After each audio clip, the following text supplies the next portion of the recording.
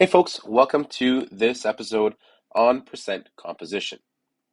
Now, percent composition is the percent by mass of an element in each compound. What we can do is we can take a compound and find the molar masses of each element as well as the total compound and see what percentage each element makes up of the total mass of that compound. All right, and so what we're going to do is a very, very simple procedure, and I'll explain it in the next slide. So number one, what we're going to do is we need to find our formula for our compound. That's number one. Given that, we now have to find the masses of each of our elements that make up that compound and total them. Once we do that, we will compare the masses of the individual elements to the total mass of the compound and turn that into percentage. That number is going to tell us what percentage by mass each element is going to make up of the total compound. So let's take a look at how this works.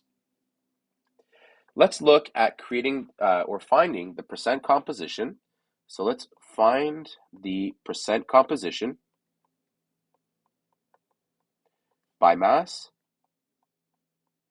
of, let's do something similar. C6H12O6. You should know this as glucose. All right. So the first thing that we are going to do is we need to figure out the individual molar masses. What I like to do is I like to start off on the side and work through the page so that it's easy to follow. So I'm going to put my C, my H, and my O over here.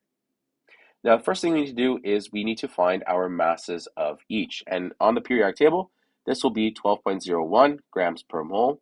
This will be 1.01 grams per mole. Again, we're only dealing with single elements here, not something that is diatomic. Again, this is not diatomic because it's part of a compound. But that's a common issue that we see. It's a common mistake where people will say, hey, hydrogen will form a diatomic molecule, and they start using the mass of 2.02. Same thing with oxygen. They'll use 32.00 instead of 16.0. So we're only using the mass of a single element. Now we have 16.00 grams per mole. Now what we need to do next is look at our formula and say, hey, we have 6 hydrogens, 6 carbons, 12 hydrogens, and 6 oxygens. So let's multiply these masses by how many atoms we have of each. We have 6 here, we have 12 here, and we have 6 over here. Now what that's going to do is that's going to give us 72.06 grams per mole.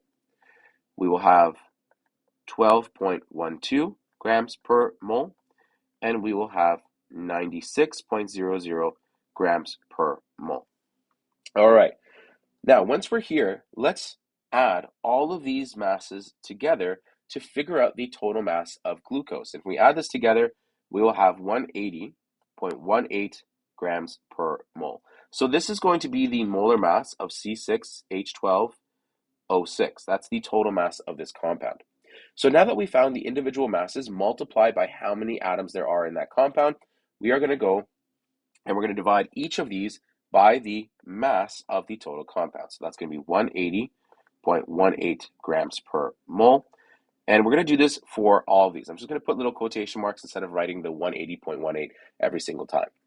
Now, what you'll notice is that the grams per mole here and the grams per mole here will cancel out. So we are going to come up with a ratio. And to kind of do a bunch of steps at once, I'm going to do this division and then multiply by 100 to get a percentage. And so what I get here is going to be 39.99%. What we get here is going to be 6.73%. And what we get here is going to be 53.28%. Okay, so what does this mean? What this means is that, let's just look, for example, at carbon. It means that the total mass of glucose is 180.18 grams for every 1 mole of glucose. And of that 1 mole of glucose, carbon makes essentially 39.99 or 40% of the total mass of that compound. Now, why do we need to know this?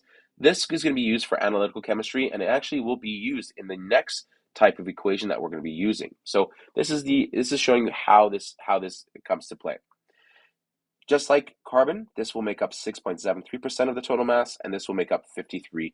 0.28% of the total mass. Now, one thing you want to check is that this all adds up to 100%, which it does. And that's it. Pretty simple.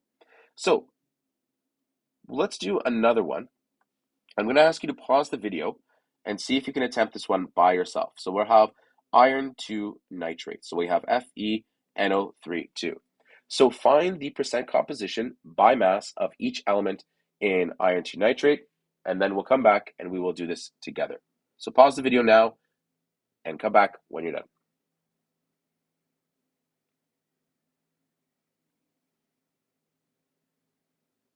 All right, welcome back. First things first, let's split up our elements. We're going to have iron, we're going to have nitrogen, and we're going to have oxygen. Now, we're not going to keep the group together.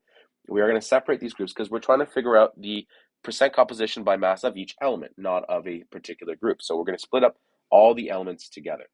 First things first, let's find the mass of each element. In this case, it's going to be 55.85 grams per mole. Here we'll have 14.01 grams per mole, and here we'll have 16.00 grams per mole. Next, we need to multiply by how many we have of each atom. Here we have 1, here we have 2, and here we have 6. Remember that that 2 multiplies everything inside of that bracket. All right, so here we get 55.85 grams per mole. Here, our answer is going to be 28.02 grams per mole. And here we are going to get 96.00 grams per mole.